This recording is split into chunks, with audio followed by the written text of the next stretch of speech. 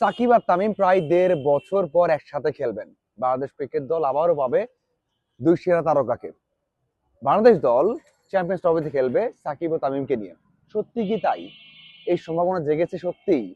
প্রধান নির্বাচক যেভাবে কথা বলেছেন তাতে আপনি স্বপ্ন দেখতেই পারেন, আশা করতেই পারেন। তবে আমার মনে হয় এর মধ্যে অনেক পথ পাড়ি দিতে হবে। অনেক অনেক বেশি সমস্যা আছে যেগুলোকে সমাধান করতে হবে।